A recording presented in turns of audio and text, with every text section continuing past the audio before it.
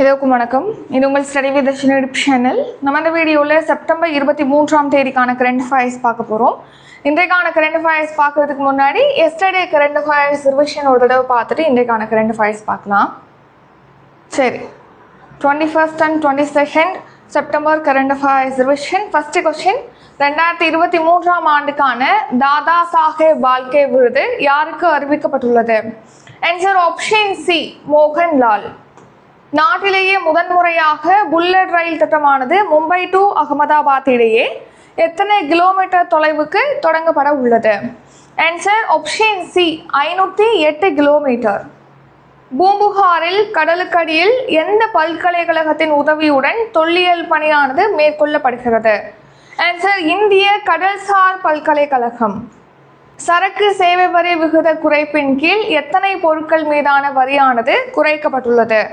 Answer option ஏ, 375 பொருட்கள். ஊதியம், ஓய்வூதியம் ஆகியவற்றிற்காக மாநில அரசு மேற்கொண்ட செலவானது எத்தனை மடங்கு உயர்ந்துள்ளது? ஆன்சர் 2.5 மடங்கு. எந்த ஆண்டு இந்தியாவை வளர்ச்சி அடைந்த நாடாக மாற்ற இலக்கு நிர்ணயிக்கப்பட்டுள்ளது? ஆன்சர் 2047ஆம் ஆண்டு. H1B விசா கட்டணத்தை கீழ்கண்ட எந்த நாடு அதிகரித்துள்ளது? Answer America. சீனாவில் நடைபெற்ற பில்லி ஜீன் கிங் கோப்பை மகளிர் டென்னிஸ் போட்டியில் எந்த அணி சாம்பியன் பட்டம் வென்றது? Answer option B, Italy. சீன மாஸ்டர்ஸ் பேட்மிண்டன் போட்டியில் இந்தியாவின் சாத்விக் சாய்ராஜ் ரங்கிரெட்டி சிராக் ஷெட்டி கூட்டணி டேஷ் பதக்கம் வென்றது? ஆன்சர் ஆப்ஷன் பி, வெள்ளி பதக்கம். எந்த மாவட்டத்தின் திருமலாபுரத்தில் 3000 ஆண்டுகளுக்கு முற்பட்ட ஈட்டிகள் கண்டெடுக்கப்பட்டுள்ளது? ஆன்சர் தென்காசி. இப்போ இன்றைக்கான கரண்ட் அஃபேர்ஸ் பார்க்கலாம். சரி, கவனிங்க. 23rd September current affairs. First question பாருங்க. இந்தியாவிலேயே முதன்முறையாக அனைத்து போக்குவரத்தையும் இணைக்கும் செயலி எது? Answer option C, Chennai one. So இப்போ முதலமைச்சர் ஸ்டாலின் அவர்கள் பார்த்தீங்கன்னா இந்த சென்னை ஒன் அப்படிங்கிற ஒரு ஆப்பை லான்ச் பண்ணியிருக்காங்க. இது எதுக்காக அப்படின்னா அனைத்து போக்குவரத்தையும் இணைக்கும் வகையில், ஸோ அனைத்து பொது போக்குவரத்தையும் இணைப்பதற்காக சென்னை ஒன் அப்படிங்கிற செயலி லான்ச் பண்ணியிருக்காங்க. இந்த மாதிரி ஒரு செயலி இந்தியாவிலே ஃபர்ஸ்ட் டைம் நம்ம தமிழ்நாட்டில் தான் முதலமைச்சர் ஸ்டாலின் அவர்கள் தான் லான்ச் பண்ணியிருக்காங்க. அது என்ன அனைத்து பொது போக்குவரத்து அப்படின்னா, இப்போது பஸ்ஸுக்கு டிக்கெட் நீங்கள் வந்து இதில் முன்பதிவு செய்ய முடியும். அதே மாதிரி ட்ரெயினில் போகிறீங்க அப்படின்னா அதுக்கான டிக்கெட்டையும் நீங்கள் இதில் முன்பதிவு செஞ்சுக்கலாம். ஸோ சம்டைம்ஸ் பார்த்தீங்கன்னா பஸ்ஸுக்குன்னு தனியாக ஒரு மொபைல் ஆப் யூஸ் பண்ணுவோம், ட்ரெயின் டிக்கெட்டுகளை முன்பதிவு செய்கிறதுக்கு ஒரு மொபைல் ஆப் செப்பரேட்டாக நம்ம யூஸ் பண்ணுவோம். அப்படி இல்லாமல் பஸ்ஸு, மாநகர பேருந்து, புறநகர் ரயில், மெட்ரோ ரயில் பயணிக்கிறதுக்கான பயணச்சீட்டுகளை இந்த செயலி மூலமாக பெற முடியும். ஸோ இதனால் பார்த்தீங்கன்னா நீண்ட வரிசையில் வந்து இந்த டிக்கெட்டை பெறுவதற்காக நிற்கிறாங்க அப்படின்னா அந்த டைமை வந்து சேவ் பண்ணி உங்கள் மொபைல் ஆப் மூலமாகவே அந்த பயணச்சீட்டுகளை பதிவு செஞ்சு பெற்றுக்கொள்ளலாம். அதுக்காக தான் இந்த சென்னை ஒன் அப்படிங்கிற ஒரு செயலியை இன்ட்ரடியூஸ் பண்ணியிருக்காங்க. இந்தியாவிலே ஃபர்ஸ்ட் டைம் அனைத்து பொது போக்குவரத்தை இணைப்பதற்காக இந்த ஆப்பை முதலமைச்சர் ஸ்டாலின் அவர்கள் லான்ச் பண்ணியிருக்காங்க. Next reason news. ரயில்வே சம்மந்தமாக பார்த்தீங்கன்னா அனைத்து சேவைகளையும் பெறுறது, நீங்கள் டிக்கெட்டுகளை முன்பதிவு செய்கிறது, அங்கே உணவு ஆர்டர் பண்ணுறது அப்படின்னு சொல்லிட்டு ரயில்வே சம்மந்தமாக அனைத்து சேவைகளையும் நீங்கள் ஒரே இடத்துல பெற வகையில் ரயில் ஒன் அப்படிங்கிற ஒரு ஆப் லான்ச் பண்ணியிருக்காங்க. குறைந்தபட்ச ஆதரவு விலையில் பருத்தி நம்ம கொள்முதல் செய்கிறதுக்காக கபாஸ் கிசான் அப்படிங்கிற ஒரு ஆப் லான்ச் பண்ணியிருக்காங்க. எல்லா விதமான வானிலை முன்னெச்சரிக்கைகளை பெறுவதற்காக சசேட் அப்படிங்கிற ஒரு செயலி. பெருங்கடல் தகவல் சேவைகளுக்கான இந்திய தேசிய மையம் பார்த்தீங்கன்னா சமுத்ரா செயலியை இன்ட்ரடியூஸ் பண்ணியிருக்காங்க. இப்போது ஏதாவது பேரிடர் ஏற்படுது, ஏதாவது ஒரு வானிலை சம்மந்தமான பிரச்சனைகள் ஏற்படுது, மீன் வளங்கள் எங்கே அதிகமாக இருக்குன்னு சொல்லிட்டு இந்த மாதிரியான விஷயங்களை மீனவர்கள் தெரிஞ்சுக்கிறதுக்காக பிரத்யேகமாக சமுத்ரா செயலி. அடுத்து தேர்தலின் போது வாக்குப்பதிவு நிலவரங்களை வந்து உடனுக்குடன் அறிஞ்சுக்கிறதுக்காக எவ்வளோ % வாக்குகள் இப்போ வந்து பதிவாக இருக்குது அப்படின்னு சொல்லிட்டு உடனுக்குடன் நம்ம தெரிஞ்சுக்கிறதுக்காக ECI நெட் அப்படிங்கிற ஒரு செயலியை தேர்தல் ஆணையம் இன்ட்ரடியூஸ் பண்ணுறதா தெரிவிச்சிருக்காங்க. தமிழ்நாட்டில் பயிர் பாதுகாக்கிறது, கால்நடைகள் வளர்ப்பது சம்பந்தமாக அறிவுரைகளை வழங்குறது போன்றவற்றிற்காக இப்போது உழவன் அப்படிங்கிற செயலியானது இருக்குது, பயன்பாட்டில் இருக்குது. தமிழகத்தில் நகரப்பகுதியில் காணப்படக்கூடிய பாம்புகளை பாதுகாக்கிறதுக்காக நாகம் அப்படிங்கிற ஒரு ஆப்பையும் லான்ச் பண்ணியிருக்காங்க. இப்போ செகண்ட் கொஸ்டின், நான் முதல்வன் திட்டம் எந்த ஆண்டு தொடங்கப்பட்டது? ஆன்சர் 2022 தான் நான் முதல்வன் திட்டம் அப்படிங்கிறது லான்ச் பண்ணியிருப்பாங்க. நம்ம அடிக்கடி பார்த்துருப்போம். நான் முதல்வன் திட்டம் அப்படிங்கிறது என்னது? ஒரு திறன் பயிற்சி திட்டம். ஸோ வேலையில்லாத இளைஞர்கள் இருக்காங்க, படிக்கக்கூடிய இளைஞர்கள் இருக்காங்க அப்படின்னா அவங்களுக்கு ஸ்கில்ஸ் டெவலப்மெண்ட். இப்போ ஒரு வேலை பார்க்கணும் அப்படின்னா அதுக்கு படிப்பு மட்டும் பார்த்தாது, அதுக்கான ஸ்கில்ஸ் தேவைப்படுது. ஸோ அந்த ஸ்கில்ஸ் அவங்களுக்கு பயிற்சி மூலமாக வழங்கி அதன் மூலமாக அதுக்கேற்ற மாதிரியான ஒரு வேலை வாய்ப்பை அவங்களுக்கு பெற்றுத்தரணும் அப்படிங்கிறதுக்காக நான் முதல்வன் திட்டம் 2022 மார்ச் மந்த்து 1 தேதி லான்ச் பண்ணியிருப்பாங்க சீஃப் மினிஸ்டர் ஸ்டாலின் அவர்கள். ஸோ இப்போ எதுக்காக இந்த ஸ்கீம் பற்றி பார்க்குறோன்னா, இப்போது நம்ம தமிழ்நாட்டில் கல்வியில் பெரிய சாதனையை நம்ம தமிழ்நாடு எட்டியிருக்கு. ஸோ அந்த சாதனைகள் படைத்ததற்காக ஒரு பிரம்மாண்ட விழா அரசு சார்பில் இப்போ சென்னையில் ஸ்டார்ட் பண்ணுறாங்க. அதில் கூட சீஃப் கெஸ்ட்டாக தெலுங்கானாவுடைய முதலமைச்சர் அவர்கள் பங்கேற்கிறாங்க. அதில் பார்த்திங்கன்னா இந்த மாதிரி ஸ்கீம் பற்றிலாம் மென்ஷன் பண்ணியிருப்பாங்க. கல்வியில் நம்ம சிறந்த மாநிலமாக இருக்கிறதுக்கு என்னென்ன திட்டங்கள்லாம் இருக்குதுன்னு சொல்லிட்டு மென்ஷன் பண்ணியிருப்பாங்க. அந்த ஸ்கீமை வரிசையாக பார்க்கலாம். ஏன்னா திட்டங்கள்னாலே ரொம்ப இம்பார்ட்டன்ட். நம்ம ரீசெண்டாக கூட இந்த வருஷம் ஸ்டார்ட் பண்ண அனைத்து திட்டங்கள் வீடியோ, நம்ம தமிழ்நாடு திட்டங்கள் வீடியோ போட்டிருப்போம். அதுக்கு முன்னாடி ரொம்ப இம்பார்ட்டண்டான ஸ்கீம்ஸ் வீடியோலாம் போட்டிருப்போம். நீங்கள் நம்ம சேனலில் செக் பண்ணி பார்த்துக்கலாம். சரி, நான் முதல்வன் திட்டம் இது வந்து 2022 மார்ச் 1 ஸ்டார்ட் பண்ணாங்க. எதுக்காக? திறன் பயிற்சி அளிப்பதற்காக தொடங்கப்பட்டது. ஸோ இந்த ஸ்கீமில் இது வரைக்கும் 4.60 லட்சம் பேர் பயன்பெற்றிருப்பதாக தெரிவிச்சிருக்காங்க.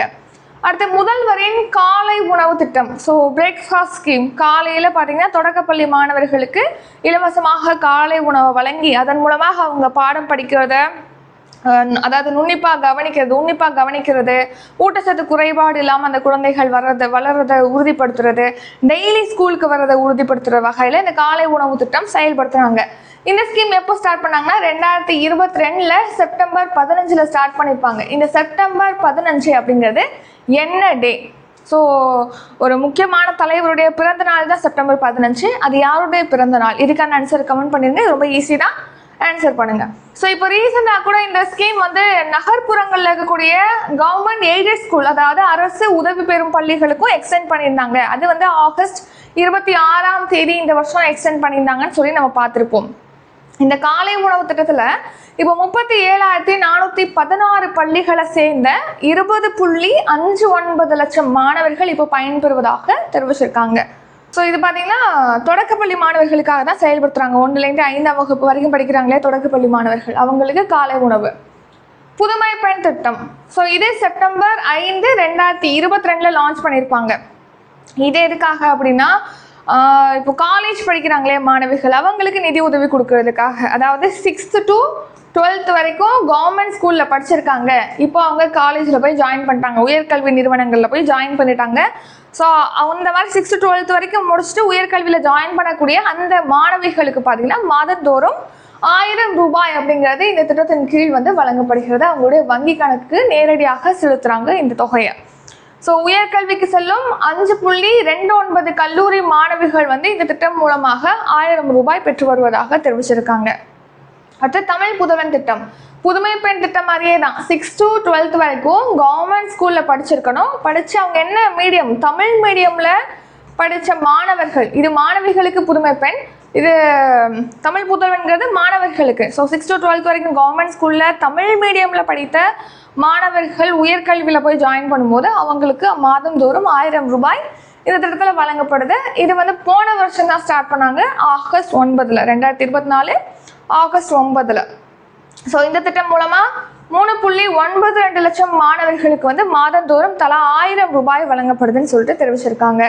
அடுத்து விளையாட்டு உள்கட்டமைப்புனா என்னது? ஸ்டேடியம் அமைக்கிறது, சின்ன சின்ன விளையாட்டு அரங்கங்கள் அமைக்கிறது, போட்டிகளை நடத்துறதுக்கான வசதிகளை ஏற்படுத்துறது, இதெல்லாம் தான் விளையாட்டு மைதானங்கள் அமைக்கிறது, இதெல்லாம் தான் உள்கட்டமைப்பு. விளையாட்டு உள்கட்டமைப்புன்னு சொல்கிறோம். விளையாட்டு உள்கட்டமைப்புக்காக மட்டும் 548 கோடி செலவு செஞ்சுருக்கோம் தமிழ்நாடு அப்படின்னு சொல்லி தெரிவிச்சிருக்காங்க. அடுத்த கேள்வி, அமோக் ஃபியூரியை பயிற்சி, அமோக் ஃபியூரி பயிற்சி எங்கு தொடங்கப்பட்டுள்ளது? Answer option A, Rajasthan. Amogh Fury அப்படிங்கிறது என்னென்னா துப்பாக்கி சூடு பயிற்சி. துப்பாக்கி ஷூட் பண்ணி அங்கே வந்து பயிற்சி மேற்கொள்வாங்க. இப்போ இந்திய இராணுவம் சார்பில் ராஜஸ்தானில் அமோக் ஃபியூரி அப்படிங்கிற பயிற்சியானது தொடங்கப்பட்டிருக்கு. ஸோ அமோக் ஃபியூரி பயிற்சியானது ராஜஸ்தானில் தார் பாலைவனத்தில் இருக்கக்கூடிய மகாஜன் துப்பாக்கி சுடும் தளத்தில் வந்து நடத்தப்பட்டிருக்கு. இந்த பயிற்சி என்னது, ஷூட் பண்ணி துப்பாக்கி மூலமாக ஷூட் பண்ணி இதில் பயிற்சி மேற்கொள்கிறாங்க. இந்திய இராணுவத்துடைய சப்த சக்தி கட்டளை சார்பில் தான் இந்த அமோக் ஃபியூரி அப்படிங்கிற பயிற்சியானது மேற்கொள்ளப்பட்டிருக்கு. ஸோ இது என்னது, ஒருங்கிணைந்த துப்பாக்கி சூடு பயிற்சி தான் அமோக் ஃபியூரி. அடுத்ததான் ரீசன்ட் நியூஸ், சமீபத்தில் ட்ரோன் பயிற்சி பள்ளிங்கிறது மத்திய பிரதேசத்தில் வந்து ஓப்பன் பண்ணியிருப்பாங்க. அடுத்து பிஎஸ்எஃப்ல கூட ட்ரோன் போர் பயிற்சி அப்படிங்கிறது இப்போது கட்டாயமாக்கியிருக்காங்க அப்படின்னு சொல்லிட்டு நம்ம பார்த்துருப்போம், ட்ரோன் போர் பயிற்சி அப்படிங்கிறது. அடுத்து சூப்பர் கருடாங்கிறது இந்தோனேஷியாவில் ஜகார்த்தாவில் நடத்தப்பட்டது. யூத் அபியாஸுங்கிறது இந்திய இராணுவத்துக்கும் அமெரிக்க இராணுவத்துக்கும் இடையில் நடத்தப்படக்கூடிய போர் பயிற்சி. மைத்ரி கூட்டு ராணுவ பயிற்சி இந்தியாவுக்கும் தாய்லாந்துக்கும் இடையே நடத்தப்பட்டிருக்கு. அடுத்து ஜபாட் 2025 அப்படிங்கிற பயிற்சி ரஷ்யாவில் நடத்தப்பட்டிருக்கு. பிரைட் ஸ்டார் அப்படிங்கிற கூட்டு பயிற்சி எகிப்தில் நடத்தப்பட்டிருக்கு. 4வது கேள்வி, தமிழ்நாட்டை சேர்ந்த விளையாட்டு வீரர் வீராங்கனைகளுக்கு எத்தனை சதவீத இடஒதுக்கீட்டின் கீழ் அரசு பணி வழங்கப்பட்டுள்ளது? ஸோ இப்போது தமிழ்நாட்டில் பார்த்தீங்கன்னா ஸ்போர்ட்ஸில் வந்து நேஷனல் லெவல், இன்டர்நேஷ்னல் லெவல் இந்த மாதிரி வின் பண்ணுறாங்க இல்லையா விளையாட்டு வீரர் வீராங்கனைகள், அவங்களுக்கு அரசு பணியில் 3% இடஒதுக்கீடு வழங்கப்படுது. ஸோ ஆன்சர் வந்து ஆப்ஷன் ஏ, 3% இடஒதுக்கீடானது வழங்கப்படுது அரசு பணியில். இப்போ எதுக்காக இந்த 3% இடஒதுக்கீடை பற்றி பார்க்குறோன்னா, இப்போது ஒரு 4 தமிழக வீரர் மற்றும் வீராங்கனைகளுக்கு பார்த்தீங்கன்னா இந்த 3% இடஒதுக்கீட்டின் கீழ் அரசு பணிகளானது வழங்கப்பட்டிருக்கு. ஸோ அதனால தான் இதை பற்றி பார்க்குறோம். இது வரைக்கும் இந்த இடஒதுக்கீட்டில் 84 பேர் வந்து அரசு பணி பெற்றிருக்காங்க. இப்போ ரீசெண்டாக 4 பேருக்கு அந்த 3% இடஒதுக்கீட்டின் கீழ் அரசு பணி வழங்கியிருக்காங்க. அந்த யார் அவங்க எந்த ஸ்போர்ட்ஸை சேர்ந்தவங்க அப்படிங்கிறத நம்ம பார்த்துக்கணும். ஃபர்ஸ்ட் வந்து ஆர் வைஷாலி, இவங்களை நமக்கு தெரியும், இவங்க வந்து செஸ் வீராங்கனை. இப்போ ரீசெண்டாக நடைபெற்ற 19வது ஆசிய சதுரங்க விளையாட்டு போட்டி சீனாவில் ஹாங்சோவில் நடைபெற்ற போட்டியில் செகண்ட் பிளேஸ் வந்து வின் பண்ணியிருப்பாங்க. அடுத்து பார்த்தீங்கன்னா சித்ரேஷ் தத்தா, இவர் பாய்மரக படகு போட்டியில் வின் பண்ணியிருக்காரு, இவருக்கும் அரசு பணி கொடுத்துருக்காங்க. தெற்காசிய கால்பந்து போட்டி நேபாளத்தில் போக்ராவில் நடைபெற்றது, அதில் ஃபர்ஸ்ட் பிளேஸ் வின் பண்ண கே சுமித்ரா, கால்பந்து வீராங்கனை கே சுமித்ரா, அவங்களுக்கும் அரசு பணி. அடுத்து கூடைப்பந்து போட்டியில் முதலிடம் பிடித்த எஸ் சத்யா, இவங்களுக்கும் இப்போது என்ன கொடுத்துருக்காங்க அரசு பணி. ஸோ இவங்க கூடைப்பந்து எஸ் சத்யா, கால்பந்து கே சுமித்ரா, அடுத்து பாய்மர படகு போட்டி பி சித்ரேஷ் தத்தா, அப்புறம் சதுரங்க வீராங்கனை வைஷாலி, இவங்க 4 பேருக்கு அரசு பணி இந்த 3% இடஒதுக்கீட்டின் கீழே. 5வது கேள்வி, அடுத்த தலைமுறை சரக்கு மற்றும் சேவை வரி சீர்திருத்தத்தின் பயன் என்ன? சரி, இப்போ அடுத்த தலைமுறை சரக்கு மற்றும் சேவை வரினா என்னது? ஜிஎஸ்டி 2.0 நடைமுறை தான் நம்ம தமிழில் வந்து அடுத்த தலைமுறை சரக்கு சேவை வரி சீர்திருத்தம் சொல்லுவோம், இல்லை அடுத்த தலைமுறைக்கான ஜிஎஸ்டி சீர்திருத்தம் அப்படின்னு சொல்லி பார்த்துருப்போம். இதை நம்ம அடிக்கடி பார்த்தது தான், எகைன் பார்க்குறோன்னா அது எகைன் கரண்ட் அஃபேர்ஸில் வருது, அதனால பார்க்குறோம். ஸோ அதனால் எல்லாமே நோட் பண்ணிக்கோங்க. செப்டம்பர் 22லேருந்து அமலுக்கு வந்திருக்கு. இப்போது நவராத்திரி ஸ்டார்ட் ஆகிருக்கு இல்லையா, ஸோ அந்த விழாவை ஒட்டி இப்போ மக்கள் வந்து குறைந்த விலையில் பொருட்களை பெறும் வகையில் அவங்க சேமிப்பை அதிகரிக்கணும் அப்படிங்கிற வகையில் ஜிஎஸ்டி சீர்திருத்தத்தை வந்து இப்போது லான்ச் பண்ணியிருக்காங்க செப்டம்பர் 22ல். ஸோ இது எதுக்காக அப்படின்னா மக்களுடைய சேமிப்பை ஊக்குவிக்கிறதுக்காக தான் இந்த அடுத்த தலைமுறை சரக்கு மற்றும் சேவை வரி சீர்திருத்தமானது இப்போ கொண்டு வந்திருக்காங்க. ஸோ இது என்னது, இதுக்கு முன்னாடி ஒரு 4 விகிதங்களில் வரியானது விதிக்கப்பட்டது, 5%, 12, 18, 28 அப்படின்னு சொல்லிட்டு. இதில் வந்து என்ன பண்ணிட்டாங்க, 5%, 18% அந்த வரி விகித அடுக்க குறைச்சிட்டாங்க. நிறைய பொருட்கள் 5% கீழும் 18% கீழும் கொண்டு வரப்பட்டிருக்கு. சரி, அடுத்த தலைமுறை சரக்கு மற்றும் சேவை வரி வந்து மக்களுடைய சேமிப்பை ஊக்குவிக்கும் சொல்லி தெரிவிச்சிருக்காங்க. தொலைக்காட்சி, குளிர்சாதனம், கார், அத்தியாவசிய மருந்துகள் இவற்றுடைய ஜிஎஸ்டி விகிதம் அப்படிங்கிறது 5%, 18% சொல்லிட்டு 2 விகிதங்களாக குறைக்கப்பட்டிருக்கு. இதுக்கு இந்த ஜிஎஸ்டி சீர்திருத்தத்துக்கு பார்த்தீங்கன்னா இப்போது ஜிஎஸ்டி சேமிப்பு விழா அப்படின்னும் அழைக்கிறாங்க அதை. ஸோ அப்படின்னு கூட மென்ஷன் பண்ணி கேட்கலாம். 6வது கேள்வி, துடிப்பான கிராமங்கள் திட்டம் எந்த ஆண்டு தொடங்கப்பட்டது? ஆன்சர் 2023. ஸோ துடிப்பான கிராமங்கள் திட்டம், அதாவது வைப்ரண்ட் வில்லேஜஸ் ப்ரோக்ராம் அப்படின்னு சொல்லுவோம். இது என்னன்னா, இப்போ நம்ம இந்தியா மேப் இருக்கு இல்லையா, இப்படி தானே இந்தியா இருக்கும். இந்தியா மேப்பில் இப்போ வடக்கில் இருக்கக்கூடிய இந்த இடத்துல வடகிழக்கில் இருக்கக்கூடிய கிராமங்கள் இருக்கு இல்லையா, அந்த கிராமங்களை மேம்படுத்தணும். அதுவும் எல்லையில் இருக்கக்கூடிய கிராமங்களை மேம்படுத்தணுங்கிறதுக்காக. ஏன்னா எல்லை பகுதி அப்படின்னாலே அங்கே எப்போ வேணா தாக்குதல் நடத்தப்படலாம் அப்படிங்கிற மாதிரி ஒரு நிலவரம் சூழ்நிலை இருக்கக்கூடிய ஒரு இடம் தான் எல்லை பகுதி கிராமங்கள். பாதுகாப்பு அவங்களுக்கு வழங்க வேண்டியது ரொம்ப அத்தியாவசியமானதாக இருக்கும். அங்கேருந்து அவங்க வாழ்வாதாரத்தை பெறணும் அப்படின்னா நிறைய ஃபெசிலிட்டியும் அங்கே இருக்காது. இன்டர்நெட் வசதி இருக்கு, ஃபெசிலிட்டி அங்கே இருக்காது. ஸோ அந்த ஃபெசிலிட்டிலாம் கொடுக்கணும். அந்த மக்கள் அந்த இடத்துலேருந்து வெளியூருக்கு போகிறத தடுத்து அங்கேயே அவங்களுடைய வாழ்வாதாரத்துக்கான சேவைகளை வழங்கணும் அப்படிங்கிற வகையில் தான் இந்த ஸ்கீமை லான்ச் பண்ணியிருப்பாங்க 2023. ஸோ இந்த ஸ்கீமில் இப்போ செகண்ட் ஃபேஸ் 2ஆம் கட்டமும் அறிவிச்சிட்டாங்க. 2ஆம் கட்ட திட்டம் எதுக்காகனா, இப்போ என்ன பார்த்தோம், பர்டிகுலராக இந்தியா மேப்பில் இங்கே உள்ள கிராமங்களுக்காக தான் ஃபர்ஸ்ட் ஃபேஸ் வந்து ஸ்டார்ட் பண்ணியிருப்பாங்க. இப்போ என்னன்னா, இந்தியாவுடைய எல்லையில் இருக்கக்கூடிய அனைத்து கிராமங்களையுமே மேம்படுத்தணும் அப்படிங்கிறதுக்காக இந்த திட்டத்துடைய 2ஆம் கட்ட திட்டமானது அறிவிக்கப்பட்டிருக்கு. ஸோ வடக்கில் உள்ள கிராமங்களை தவிர்த்து சர்வதேச நில எல்லைகளை ஒட்டிய பிற கிராமங்களின் விரிவான வளர்ச்சியை நம்ம உறுதிப்படுத்தணுங்கிறதுக்காக 2ஆம் கட்ட திட்டமானது தொடங்கியிருக்காங்க.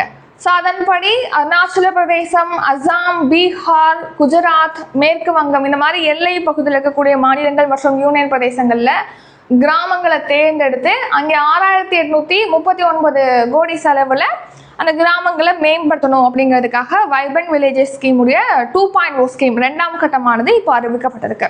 இப்போ எதுக்காக அதை பற்றி பார்க்குறோன்னா, இப்போ பிரைம் மினிஸ்டர் நரேந்திர மோடி அவர்கள் அருணாச்சல பிரதேச மாநிலத்தில் வைப்ரண்ட் வில்லேஜஸ் ஸ்கீமின் கீழ் பார்த்தீங்கன்னா அங்கே அமைக்கப்பட்ட சாலைகள், மின்சார வசதி, அப்புறம் இணைய வசதி, சுற்றுலா வசதி இதெல்லாம் மேம்படுத்தப்பட்ட திட்டங்களை வந்து தொடங்கி வச்சிருக்காங்க. நெக்ஸ்ட் உடான் திட்டம் அப்படிங்கிறது 2014 அக்டோபர் 21 லான்ச் பண்ணியிருக்காங்க. உடான் அப்படின்னா உதே தேஸ்கா ஆம் நாகரிக், அதாவது சாமானிய மக்களையும் பறக்க விடுங்கள் அப்படிங்கிறதா அதோட மீனிங் வரும். அதாவது இப்போது விமான பயணம் அப்படின்னாலே பார்த்தீங்கன்னா ரொம்ப காஸ்ட்லியாக நமக்கு தெரியும். ஸோ சாமானிய மக்களும் விமானத்தில் பயணம் மேற்கொள்ளணும் அப்படிங்கிறத ஊக்குவிக்கும் வகையில் பிராந்திய அளவில் விமான இணைப்பை மேம்படுத்தணும் அப்படிங்கிறதுக்காக உடான் திட்டம் லான்ச் பண்ணியிருப்பாங்க 2016. இந்த திட்டத்தில் ஃபர்ஸ்ட் ஃப்ளைட் எப்போ ஸ்டார்ட் பண்ணாங்கன்னா 2017 தான் முதல் ஃப்ளைட் வந்து புறப்பட்டது, ஏப்ரல் 27ஆம் தேதி. ஸோ தொலைதூர கிராம பகுதிகளில் ஹெலிகாப்டர் இறங்குதளங்களானது இந்த திட்டத்தின் கீழ் அருணாச்சல பிரதேச மாநிலத்தில் அமைக்கப்படும் சொல்லிட்டு இப்போ அறிவிச்சிருக்காங்க. இந்த ஸ்கீமோட நோக்கம் என்ன, அனைத்து விமான நிலையங்களையும் ஒன்றாக இணைக்கணும் அப்படிங்கிறது தான் இந்த ஸ்கீமோட நோக்கம், உடான் திட்டத்தோட நோக்கம்.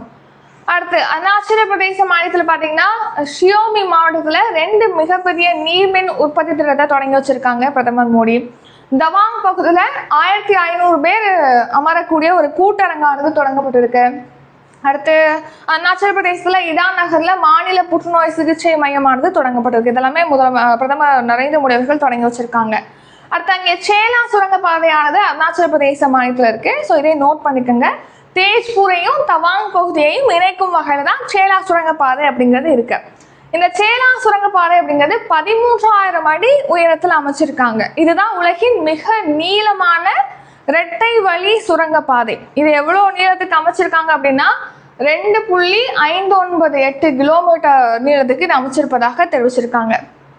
அடுத்து இங்கே அருணாச்சல பிரதேசத்தில் இருக்கக்கூடிய ஹொல்லோங்கி விமான நிலையத்தில் புதிய முனையத்தையும் தொடங்கி வச்சிருக்காங்க பிரதமர் மோடி. 7வது கேள்வி, எதிரி ஏவுகணைகளை வானிலையை தாக்கி அளிக்கும் ரஷ்யாவின் வான் பாதுகாப்பு சாதனம் எது? Answer option C, S-400. So எதிரி ஏவுகணைகளை வானிலை இப்போ லான்ச் பண்ணுறாங்க அப்படின்னா இங்கே S-400 இருக்குன்னா ஒரு 600 கிலோமீட்டர் தொலைவில் அந்த ஒரு எதிரி ஏவுகணை வரும்போது அதை கண்காணித்து அதை பின்தொடர ஆரம்பிச்சிடும் எங்கே வருது அப்படின்னு சொல்லிட்டு. 400 கிலோமீட்டர் வந்தோடனே அதை அட்டாக் பண்ணிடும். இப்படி தான் S-400 வந்து ஒர்க் ஆகும். இப்போ S-400 இங்கே இருக்குது அப்படின்னா இதான் இப்போ 600 கிலோமீட்டர் இந்த இடத்துல ஒரு ட்ரோனோ இல்லைனா ஒரு விமானமோ அல்லது ஒரு மிசைலோ வந்துச்சுன்னு வச்சுக்கோங்களேன், இது உணர்ந்துடும் அது இங்கே தான் வருது அப்படின்னு சொல்லிட்டு. இந்த மிசைல் உள்ளக்க வரும்போது இது கண்காணிச்சிட்டே இருக்கும். அதை கண்காணிச்சிட்டே இருந்து ஒரு 400 கிலோமீட்டர் பக்கத்தில் வந்தோடனே என்ன பண்ணும், அதை அழிச்சிடும். இங்கேருந்து ஒரு மிசைலை லான்ச் பண்ணி அதை அழிச்சிடும். இதான் வந்து S-400 இப்படி தான் ஒர்க் பண்ணுது. இது வந்து ரஷ்யாவில் தயாரிக்கப்பட்டது. இப்போ நம்ம ஆப்ரேஷன் சிந்துவில் கூட இந்த பயங்கரவாத தாக்குதல் நடந்துச்சு இல்லையா, பாகிஸ்தான் பயங்கரவாத தாக்குதல், அதில் பதிலடிக்காக ஆப்ரேஷன் சிந்து ஸ்டார்ட் பண்ணியிருப்பாங்க இல்லையா, அதில் S-400 அப்படிங்கிறது ரொம்ப மிகப்பெரிய ஒரு பங்களிப்பாக ஆற்றிருக்கு. பேட்ரியாட் அப்படிங்கிறது அமெரிக்காவுடைய வான் பாதுகாப்பு சாதனம். அதே டைமில் அயன் டோம் அப்படிங்கிறது இஸ்ரேலுடைய வான் பாதுகாப்பு சாதனம். பாரக் அப்படிங்கிறது என்னன்னா பராக் 8. இது வந்து இந்தியாவும் இஸ்ரேலும் இணைஞ்சு டெவலப் பண்ணியிருக்காங்க. இந்தியாவும் இஸ்ரேலும் இணைஞ்சு தான் இதை டெவலப் பண்ணியிருக்காங்க. இந்த பராக் அப்படிங்கிறது பார்த்தீங்கன்னா நடுத்தர தொலைவில் உள்ள இலக்குகளை தாக்கி அளிக்கக்கூடிய ஒரு ஏவுகணை. இது வந்து சர்ஃபேஸ் டு ஏர் மிசைல், நிலப்பரப்பிலிருந்து வானில் உள்ள இலக்கை தாக்கி அளிக்கக்கூடிய ஒரு ஏவுகணை தான் பராக் 8 அப்படிங்கிறது. இப்போ எதுக்காக S-400 பற்றி பார்க்குறோன்னா, இந்த S-400 ரஷ்யா கிட்டேருந்து வாங்குவதற்காக 2018 அக்டோபர் 5 ஒரு ஒப்பந்தம் மேற்கொண்டிருப்பாங்க. அந்த ஒப்பந்தப்படி அவங்க 4 S-400 வான் பாதுகாப்பு அமைப்பை இந்தியா கிட்ட ஒப்படைச்சிட்டாங்க. ரிமைனிங் வந்து ஒரு 5 S-400 வான் பாதுகாப்பு அமைப்பு இருக்குது. அதை வந்து அடுத்த வருஷம் இறுதிக்குள்ளே அதை கொடுத்துருவாங்க இந்தியா கிட்ட அப்படிங்கிற மாதிரி தெரிவிச்சிருக்காங்க. S-400 ரஷ்யாவில் தயாரிக்கப்படுது, ரஷ்யா கிட்டேருந்து தான் வாங்குகிறோம். இதுக்கான ஒப்பந்தம் 2018 கையொப்பமாக இருக்குது. எவ்வளோ கோடி மதிப்பில் இந்த ஒப்பந்தம் கையொப்பமாக இருக்குது அப்படின்னா 40,000 கோடி ரூபாயில் இந்த ஒப்பந்தமானது கையொப்பம் பண்ணியிருக்காங்க. இந்த S-400 நம்ம இந்தியாவில் சுதர்ஷன சக்கர அப்படின்னும் அழைக்கப்படுகிறது. 8வது கேள்வி, அமெரிக்காவின் H-1B விசாவை போல் கே விசா முறையை எந்த நாடு அறிமுகப்படுத்தி உள்ளது?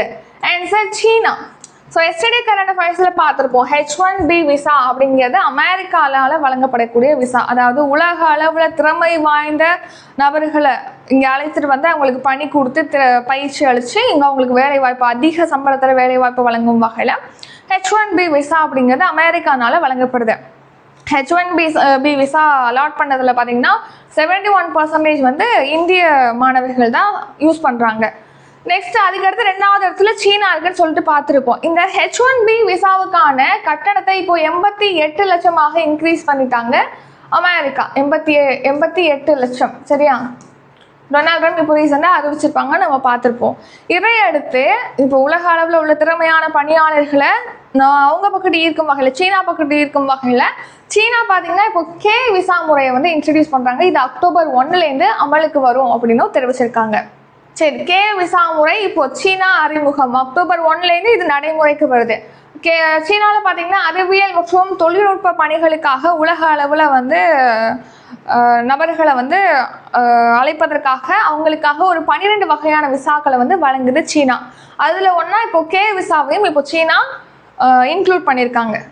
இது எதுக்காக இப்போ இந்த கே விசா இன்ட்ரடியூஸ் பண்ணுறாங்கன்னா, அமெரிக்காவுடைய H-1B விசாவுக்கு மாற்றாக, ஏன்னா அங்கே விலையை ஏற்றிட்டாங்க, கட்டணத்தை ஏற்றிட்டாங்க. அப்போது நம்ம பக்கத்து இருக்கும் வகையில் சீனா வந்து அவங்க பக்கத்து இருக்கும் வகையில் இந்த கே விசா முறையை இன்ட்ரடியூஸ் பண்ணியிருக்காங்க.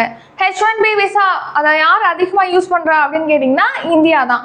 2.8 லட்சம் பேர் பார்த்தீங்கன்னா H-1B விசா மூலமாக அமெரிக்காவுக்கு செல்கிறாங்க.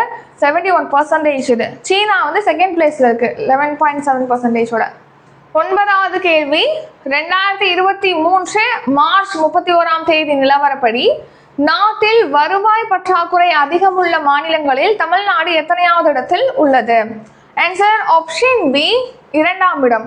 ஸோ வருவாய் பற்றாக்குறை இருக்கக்கூடிய மாநிலங்களில் பார்த்தீங்கன்னா தமிழ்நாடு வந்து செகண்ட் பிளேஸில் இருக்குது. வருவாய் பற்றாக்குறை அப்படின்னா என்ன? இப்போது வருவாய் பற்றாக்குறை, ஸோ வர்றது குறையுது அப்படிங்கிற மாதிரி தானே. இப்போ பற்றாக்குறை எப்போ ஏற்படும்? நம்மளுடைய செலவுங்கிறது வரவை விட அதிகமாக இருக்கும்போது தான் நமக்கு என்னவாகும்? வருவாய் பற்றாக்குறை அப்படிங்கிறது ஏற்படுது. ஸோ மாநிலத்தால் செய்யப்படக்கூடிய செலவு வருவாயை விட அதிகமாக இருக்குது அப்படின்னா அந்த நிலையை தான் நம்ம வருவாய் பற்றாக்குறை அப்படின்னு சொல்கிறோம்.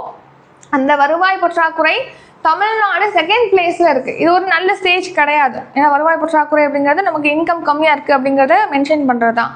இதுவே வருவாய் உபரி அப்படிங்கிறத சொல்லுவாங்க. அதாவது வருவாய் உபரி அப்படிங்கிறது என்னன்னா, வருவாய் அதிகமாக இருக்கும். வருவாயையும் செலவையும் ஒப்பிடும்போது உங்களுக்கு வருவாய் அதிகமாக இருக்குன்னா அதுதான் வருவாய் உபரின்னு சொல்லுவோம். அதை மைனஸ் பண்ணும்போது உங்களுக்கு வருவாய் உபரி அப்படிங்கிறது கிடைக்கும். ஸோ இந்தியாவில் உள்ள 28 மாநிலங்களில் 16 மாநிலங்களில் வருவாய் உபரி இருக்குது. அதே மாதிரி 12 மாநிலங்களில் வருவாய் பற்றாக்குறை நிலையானது இருக்குது அப்படின்னு சொல்லி தெரிவிச்சிருக்காங்க. ஆனால் நிதிக்குழு என்ன பரிந்துரைக்கிறாங்க அப்படின்னா 2022-23 நிதியாண்டில் 15வது நிதி ஆணையமானது பூஜ்ஜிய வருவாய் பற்றாக்குறை இல்லைன்னா வருவாய் உபரியை அடையணும். நிதி பொறுப்பு நிதி ஒருங்கிணைப்பின்படி மாநிலங்கள் பூஜ்ஜிய வருவாய் பற்றாக்குறை இருக்கக்கூடாது, இல்லைன்னா வருவாய் உபரி இருக்கணும் அப்படிங்கிற மாதிரி பரிந்துரைக்கிறாங்க 15வது நிதி ஆணையம். 15வது நிதி ஆணையம் என்.கே. சிங் தலைமையில் அமைச்சிருப்பாங்க. அடுத்து 16வது நிதி ஆணையம் அரவிந்த் பனகாரியா தலைமையில் அமைச்சிருக்காங்க. இதில் இம்பார்ட்டன்ட். கவனிங்க, இப்போ வருவாய் உபரி அதிகம் உள்ள மாநிலங்கள், அதாவது வருவாய் அதிகமாக இருக்குது செலவை விட, அப்படி இருக்கக்கூடிய மாநிலங்கள் எது அப்படின்னு பார்த்தோன்னா, ஃபர்ஸ்ட் பிளேஸில் உத்தரப்பிரதேச மாநிலம் 37,263 கோடியோட ஃபர்ஸ்ட் பிளேஸ், வருவாய் உபரியோட ஃபர்ஸ்ட் பிளேஸ். குஜராத் பார்த்தீங்கன்னா 19,865 கோடி வருவாய் உபரியோட செகண்ட் பிளேஸ். அதாவது நீங்கள் வருவாயும் செலவையும் கழிக்கும் போது இந்த அமௌண்ட் வருது அப்படின்னா அதுதான் வருவாய் உபரி. சரியா? தேர்டு வந்து ஒடிசாவும், ஜார்க்கண்ட் ஃபோர்த்து பிளேஸு, கர்நாடகா வந்து ஃபிஃப்த் பிளேஸில் இருக்குது. ஸோ அவங்களுக்குலாம் வருவாய் உபரி. வருவாய் பற்றாக்குறை அப்படின்னு பார்த்தோன்னா ஆந்திரா ஃபர்ஸ்ட் பிளேஸில் இருக்குது. உங்களுக்கு வரவையும் செலவையும் மைனஸ் பண்ணும்போது 43,488 கோடி வருது. அப்போ அதாவது இங்கே செலவு அதிகமாக இருக்குதுன்னு அர்த்தம் இந்த இடத்துல. சரியா? Andhra first place, Tamil Nadu second place, Rajasthan third, மேற்கு வங்கம் ஃபோர்த்து, பஞ்சாப் வந்து ஃபிஃப்த் பிளேஸில் இருக்குது. தமிழ்நாட்டுடைய வருவாய் பற்றாக்குறைங்கிறது 36,215 கோடியாக இருக்குது. செலவு அதிகமாக இருக்குது, அதனால தான் உங்களுக்கு வருவாய் பற்றாக்குறை அப்படிங்கிறது வருது. அடுத்து 10வது கேள்வி, அமெரிக்கா ரஷ்யா இடையே அணு ஆயுத ஒப்பந்தமானது எந்த ஆண்டு மேற்கொள்ளப்பட்டது? ஆன்சர் ஆப்ஷன் பி 2010ஆம் ஆண்டு. ஸோ அமெரிக்காவுக்கும் ரஷ்யாவுக்கும் இடையே 2010 வந்து அணு ஆயுத ஒப்பந்தமானது கையொப்பமாக இருக்கும். அந்த ஒப்பந்தம் பார்த்தீங்கன்னா இப்போ 2026 பிப்ரவரி 5 காலாவதி ஆகுது. இது மேலும் 1 வருஷத்துக்கு நீட்டிக்கிறதுக்கு புதின் வந்து அறிவிச்சிருக்காரு. ஸோ அமெரிக்க அதிபராக ஒபாமா அவர்களும் ரஷ்ய அதிபராக திமித்ரி மெத்வதேவும் இருந்தபோது இந்த ஒப்பந்தமானது கையொப்பமாக இருக்கும் அவங்க 2 பேருக்கு இடையே. இப்போ அது 1 வருஷத்துக்கு எக்ஸ்டெண்ட் பண்ணுறதா புதின் வந்து தெரிவிச்சிருக்காரு. நெக்ஸ்ட் 11th கொஸ்டின், உலக புகழ்பெற்ற தசரா திருவிழா எங்கு கொண்டாடப்படுகிறது? ஆன்சர் மைசூர். ஸோ மைசூர் எங்கே இருக்குது? கர்நாடகாவில் இருக்குது. ஸோ கர்நாடகா மாநிலத்தின் மைசூரில் பார்த்தீங்கன்னா இந்த தசரா திருவிழா அப்படிங்கிறது கொண்டாடப்படுகிறது. இப்போ வந்து கர்நாடகாவில் 415வது ஆண்டாக மைசூர் விழாவானது இப்போ தொடங்கப்பட்டிருக்கு. உலக அளவில் புகழ்பெற்ற ஒரு விழாவாக இந்த மைசூர் திருவிழா வந்து கொண்டாடப்படுகிறது, தசரா விழா மைசூரில். அடுத்து இதை யார் இப்போ தொடங்கி வச்சிருக்காங்க அப்படின்னா, சர்வதேச புக்கர் பிரைஸை இப்போ ரீசெண்டாக வின் பண்ண கன்னட எழுத்தாளர் பானு மோஸ்தாக் அவர்கள் தான் தொடங்கி வச்சிருக்காங்க. நெக்ஸ்ட் இந்த தசரா திருவிழாவுடைய ஹிஸ்ட்ரி பற்றி பார்த்தோம். ஃபர்ஸ்ட் இது வந்து அக்டோபர் 2லேருந்து 11 நாட்களுக்கு கொண்டாடப்பட போகிறாங்க. இந்த தசரா திருவிழாவை பொறுத்த வரைக்கும் பார்த்தோம்னா ராஜா உடையார் என்பவரால் 1610லேருந்து இதை கொண்டாடிட்டு வராங்க. 1971லேருந்து முதல்வர் தேவராஜ் அரசு அவர்கள் பார்த்தீங்கன்னா இது மாநில அரசு விழாவாக அறிவிச்சிருப்பாங்க. அதுக்கப்புறமா இது கோலாகலமாக கொண்டாடப்பட்டு வருது. அடுத்த ஷார்ட் நியூஸ், தென்கொரியாவில் புசானில் பார்த்தீங்கன்னா 30வது புசான் சர்வதேச திரைப்பட விழாவானது நடைபெற்றது. அதில் மத்திய தகவல் மற்றும் ஒளிபரப்பு துறை இணையமைச்சர் எல் முருகன் அவர்கள் பங்கேற்றிருக்காங்க.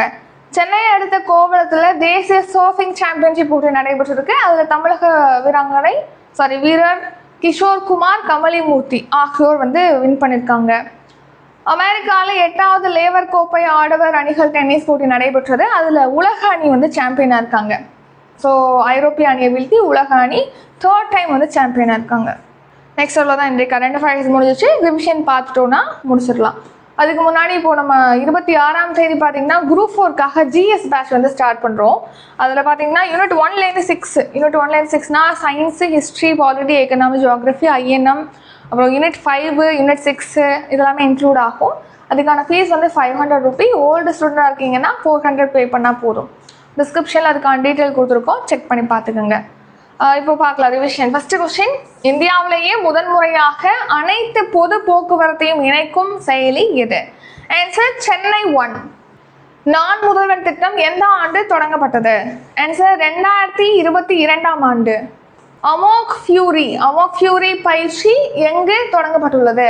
ஆன்சர் ராஜஸ்தான். தமிழ்நாட்டை சேர்ந்த விளையாட்டு வீரர் வீராங்கனைகளுக்கு எத்தனை சதவீத இடஒதுக்கீட்டின் கீழ் பணி வழங்கப்படுகிறது? ஆன்சர் 3%. அடுத்த தலைமுறை சரக்கு மற்றும் சேவை வரி சீர்திருத்தத்தின் பயன் என்ன? ஆன்சர் ஆப்ஷன் ஏ, மக்களின் சேமிப்பை ஊக்குவிக்கும். துடிப்பான கிராமங்கள் திட்டம் எந்த ஆண்டு தொடங்கப்பட்டது? ஆன்சர் 2023ஆம் ஆண்டு. எதிரி ஏவுகணைகளை வானிலையே தாக்கி அளிக்கும் ரஷ்யாவின் வான் பாதுகாப்பு சாதனம் எது? Answer S-400. அமெரிக்காவின் H-1B விசாவை போல் K விசா முறையை எந்த நாடு அறிமுகப்படுத்தியுள்ளது? ஆன்சர் ஆப்ஷன் பி, சீனா. 2023 மார்ச் 31 நிலவரப்படி நாட்டில் வருவாய் பற்றாக்குறை அதிகம் உள்ள மாநிலங்களில் தமிழ்நாடு எத்தனையாவது இடத்தில் உள்ளது? ஆன்சர் ஆப்ஷன் பி, 2ஆம் இடம். அமெரிக்கா ரஷ்யா இடையே அணு ஆயுத ஒப்பந்தமானது எந்த ஆண்டு மேற்கொள்ளப்பட்டது? ஆன்சர் 2010ஆம் ஆண்டு. உலக புகழ்பெற்ற தசரா திருவிழா எங்கு கொண்டாடப்படுகிறது? ஆன்சர் மைசூர். அவ்வளவுதான். இத்துடன் இன்றைக்கான கரண்ட் அஃபேர்ஸ் வீடியோ நிறைவடைகிறது. இந்த வீடியோ உங்களுக்கு பிடிச்சிருந்தா லைக் பண்ணுங்க, ஷேர் பண்ணுங்க. நம்ம சேனலை நீங்க இன்னும் சப்ஸ்கிரைப் பண்ணலன்னா மறக்காம சப்ஸ்கிரைப் பண்ணிக்கோங்க. நன்றி, வணக்கம்.